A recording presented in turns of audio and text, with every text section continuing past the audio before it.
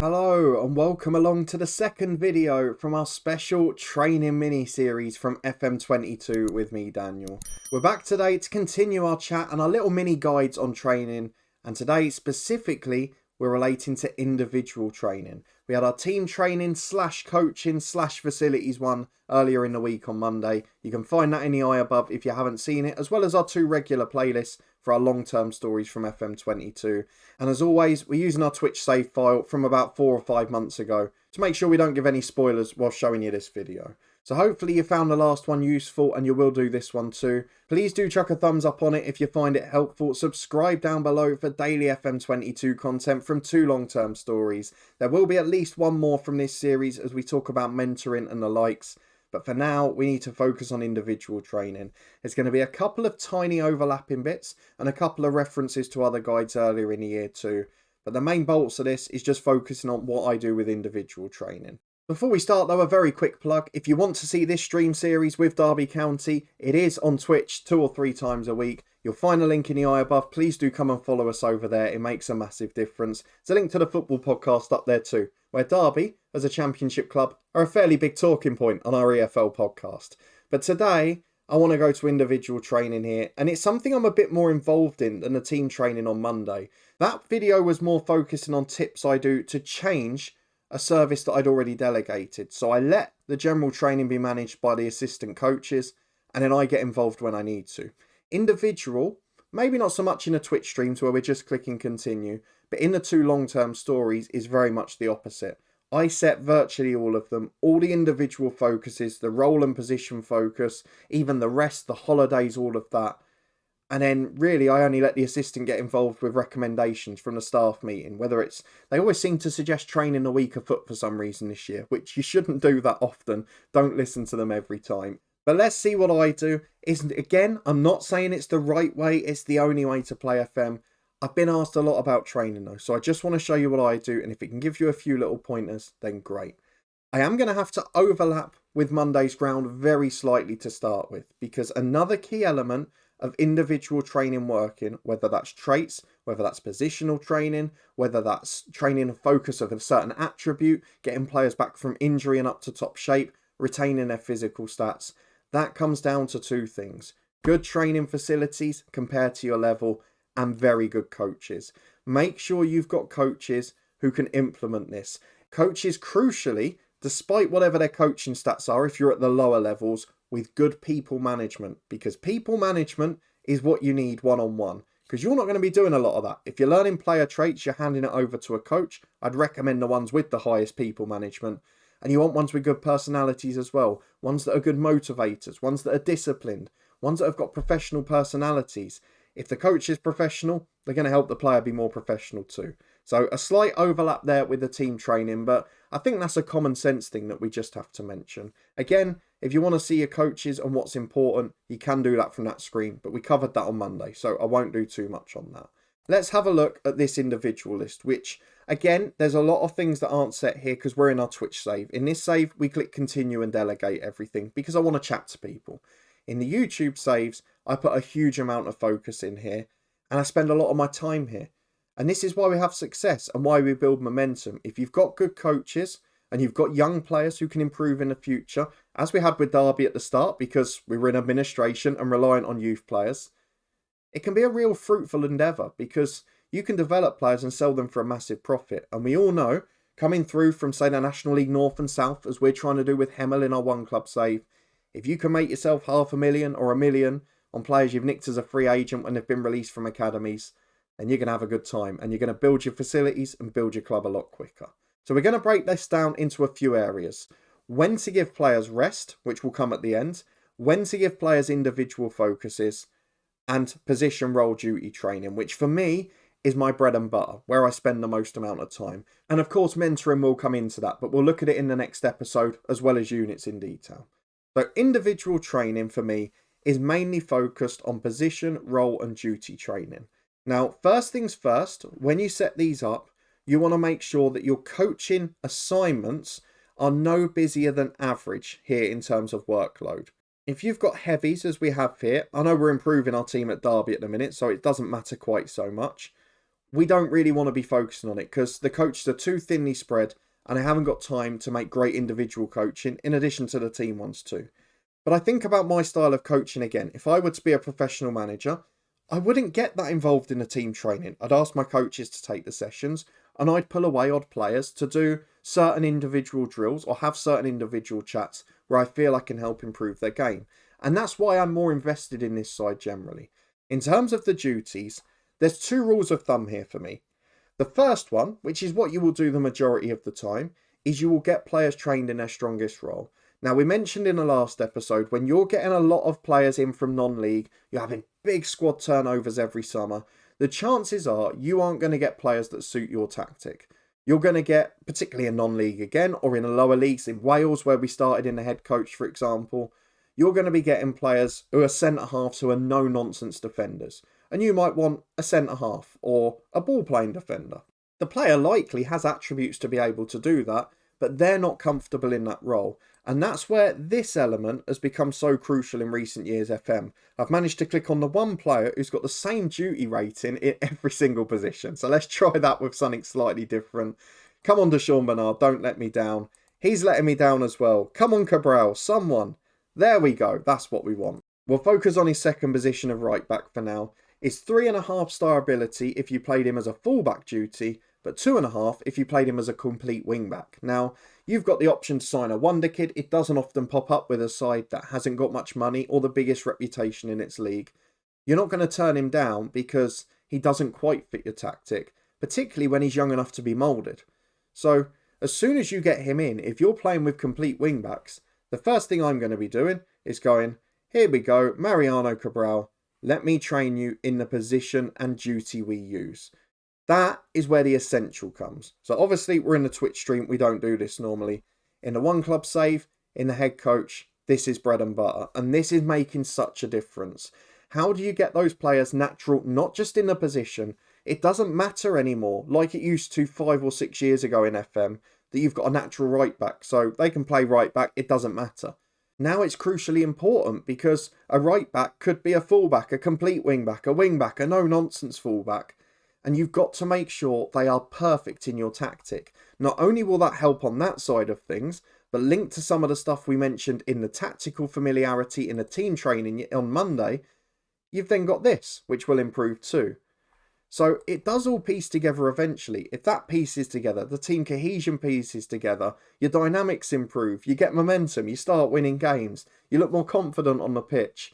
It's all full circle. So I really can't stress the importance of that to me enough. It might just be a placebo effect and something that's in my head. But for me, I find this one of the most important things. For the most part, we're doing that. We're saying, what position and duty are you going to be playing for us every week? Let's say for Daniel Ballard, he's coming in January in this save. He's going to be a ball-playing centre-half. So his job is to train as a ball-playing centre-half on defend until he is perfect at it. Not only does it mean he'll be perfect at it, it also means he's tuning his attributes that are most suited to that duty. So now, because he's training as a ball-playing centre-half, rather than as a central defender, for example, we'll go on to Sean Bernard for one, instead of working on these attributes, which are highlighted for the role and duty of a centre-half, he'll be working on these ones, which means he's going to be doing work on his passing, his vision, and his first touch, and things that are suitable to the role we're using. And that's why I find it so important, because you're directly improving the attributes that are most used in the game. However, particularly when you're in the lower leagues, or when you're at a stage where you're bringing through a lot of young players and wonder kids at a club that can't get a huge amount of football, there is a second purpose that I use position role duty training for. And that is to train specific to the position, but broad to the role, range of attributes. So if you want to include 2 or 3 that aren't in the specific role you're probably going to play them, or that your tactic uses, but they'll help him as a forward long term, or it'll help him as a midfielder long term, you can train a slightly different role to cover a broader range of attributes. Now, my 2 most common examples of that, one of them come in here. We brought in a new striker in January, Gaston Bellari. Now, he eventually, for this football club, if we're playing 2 up front, has every chance of playing as a poacher, the way he's lined up at the minute. It's his best role. But an advanced forward, for the most part, is training the exact same attributes, plus a few more, including the addition of physical attributes, which for youngsters it's so important to develop, and things that I like personally, like work rate, those little things that knit together the game. So instead of training him as a poacher, even though that's exactly where I intend him to play in the future, I'm actually going to train him as an advanced forward, because he's going to gain skills in virtually all the attributes he would have for a poacher anyway, but he's also going to pick up a few extras that are going to be important. Having a poacher with a bit more pace that works a bit harder and who can pass the ball certainly isn't going to be a bad thing, is it? So that's my second purpose for using it. The two most common examples for me are advanced forward for poacher and probably box-to-box midfielder for most other centre mid duties, particularly ball winner for centre midfielder, maybe not so much for playmaker, but certainly most of the rest. Having box-to-box just gives you a fuller coverage and certainly makes your players more fulfilled overall. And box-to-box basically trains every attribute, which means you can develop a midfielder that you maybe haven't decided yet if they're going to be a number 10, a holding midfielder, a centre mid, and you can mould them based on how they do in that generic training for box-to-box, where they're improving, where they're excelling, and then you can focus on individual attributes around it. Now, let's move on to focus. So for me, it's one of the most important parts of training. It's the only bit that I would religiously always recommend doing, mainly because the staff can't be trusted to do it that sensibly. As you can see from the way they've set it here, they love training midfielders as ball winners for some reason, even though they're just walking bookings in FM. And they never really match to your tactic, which I find bizarre, and they largely just ignore goalkeepers, which is even more odd. But let's move on to focus, because this is my biggest bugbear in FM from coaching actually, is that if you just leave this as we have in our Twitch stream save, and we'll notice it across the years, you will find that 5 or 6 players get trained on set pieces of some form, including players that are never going to take a set piece for your football club, and the rest of them are left completely bare. I very rarely see, other than at the very elite clubs in world football, you don't see individual focuses for general things. You only really get the set piece ones and then injury rehab for players that have been out some time. So what I want to do is focus on where a player's going to need improvement. Now, I try not to overuse this because every time you add one of these things on, you're adding to training intensity. And I'd rather most of the intensity goes on the team cohesion, the team bonding, the set pieces, the things we're doing in general training, and then the individual role and duty. So what I try to do when I'm looking at this is I'll go on a player, say Ricky J. Jones, and I'll see how familiar are they in their tactical role. So if the tactical role we're using them in, such as Ricky here as an advanced forward, is their best one in terms of star rating, which advanced forward is joint with pressing forward, then I know it's not quite so important for him to train in that role, unless the attribute set's perfect anyway. In terms of tactics, I'll also have a glance at familiarity, and I'll see, Ricky J. Jones has got perfect tactical familiarity, he's been here years, he knows the position off by heart, it's his favourite role. We can actually afford to get him to train an individual attribute too. What do we want to do? Whereas if we look at someone who's come more recently, and we'll look at Flynn Downs, who joined in the summer. So he is a 4-star ball-winning midfielder, which is something we don't use in our tactic. We're using him as either a central midfielder or a box-to-box midfielder. So if this is my one club save and I'm managing individual training, I've got him training as a box-to-box because, as you can see from here, covers a pretty wide range of attributes and virtually all the things we need. But then I'm going to be looking and saying, this isn't your strongest duty. You've already got enough on your plate to train this. We go to the tactics. You're not fully familiar with the tactic you're playing, whichever side we play you. So you've got the 2 areas you're training already. You're having to train pretty hard to get used to. And you can see even from where he is struggling for tactical familiarity, it's largely from not understanding his position, role or duty well. So if we add in something else to the mix, take him away from learning that perfect box-to-box role, from getting that tactical familiarity with the team, to go and work on, say, finishing, which I'd like him to be a little better at. Maybe at something like off-the-ball movement, which is crucial for a box-to-box midfielder. Yes, that gives us a short-term gain in terms of 1 or 2 attributes, but is that going to benefit us long-term, or is it just going to make him take longer to develop as a box-to-box midfielder? So you have to be careful not to overload your players. And I generally recommend just seeing how much are they having to work on general and position duty training. If it's a lot, then don't bother putting them into this because you're only going to delay the most important things happening. I sort of see this individual focus as your little bonus gift at the end. If you've got players who perfectly understand your club, your tactic, your players, and their role, then you can focus on getting them better in a certain attribute. Give them half an hour to practice free kicks, penalties, whatever it might be. So for Ricky J. Jones, it might be penalties, it might be anticipation, might be off the ball movement or first touch, the slight weaknesses in his game. Whereas for Flynn Downs, adding that individual focus will be counterproductive. So that's why I'd recommend being quite careful with it. You don't want 4 or 5 players wasted on free kick taking like we're seeing here. And equally, you don't want ones who have got nothing else to do sitting here doing nothing like Ricky J. Jones is. So I hope that makes sense. And it's not the perfect right solution. It's just the way I play FM. And I've always found it to be fairly successful. And I hope moving forward, to be honest, it's something that the coaching staff can get a little better at. Because I try and surround myself with the best coaching teams. And in general training, as we mentioned, they're normally not that bad. Whereas the individual focuses and the position duty training, it seems to be a lot more haphazard and a lot less reflective of the tactic and the style that you're playing. So I find that a little bit odd. The final thing is rest. Now, I've always had a golden rule of thumb. When you get to the stage after a match where you've got those 3 games in a week, I talked about the 2 days of physical recovery. And if we go back very quickly to the link over team training, we looked on that calendar where we had, say, a Saturday, Wednesday game. And we said Sunday and Monday, we're turning into a full rest day and recovery in the morning. We're going to have that training session on the afternoon.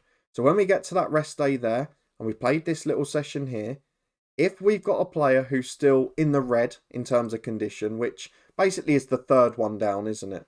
So you've got your full green, you've got the next one down, and then Fraser's is the middle one. Anything below that with 2 days before a match, and I'll give them a day off training. I'll just go in and we'll rest them for 1 day. Initially, it'll be a rest from training. If we get the warning about them being shattered, we'll send them on holiday for a week. But for now, we'll just do training rest 1 day. That I find is quite beneficial for the odd ones that you can't get fit via the natural means we mentioned in the general training. Because as we said in the general team guide, when you're managing in non-league, when you're managing in minnow leagues, and you've got 13, 14 first team level players to work with, and then a bunch of youth kids who are rubbish, or a bunch of backups who are on non-contracts, you've got to have those 14 or 15 fit for as many games as possible, or at least 11 of them, to have any chance of getting promoted or achieving your objectives. So if instead of having 5 or 6 of those 11 fit 3 times a week, you can get 8 or 9 out just by taking out 1 training session, which might harm you tactically a tiny bit, but isn't going to cost you much, and just by giving the players 1 day off training when we're doing, say, a defensive or a physical session, you have to balance up the risk and reward. And for me, the reward of having significantly stronger players playing is better than maybe being slightly more tactically fine-tuned for the weekend game afterwards, when you've lost the midweek one 3-0 with your backups. So at Premier League level, it doesn't matter much. If we haven't got Kerr Smith and Mariano Cabral, I bring in championship winning defenders or big money signings from the summer. In the National League South, that's a very different story. So that's my views on individual training and the key areas relating to that. Let me know in the comments if you do any of them, if you have your own little tips or ticks that you've picked up over the years playing FM. If you did enjoy the episode, please do put a thumbs up on it. Subscribe down below for daily videos from 2 long-term stories. We will have at least 1 more little training guide as well, looking at mentoring, a little bit of the units which we didn't get to cover today, and just the rest of the bits we haven't covered just yet. You can find links to anything you've missed in the eye above, as well as the Twitch channel for this live stream series. But if you haven't seen it yet, the general training guide should be just above my head. So give it a click if you haven't already. I'll see you next time. Thanks for watching.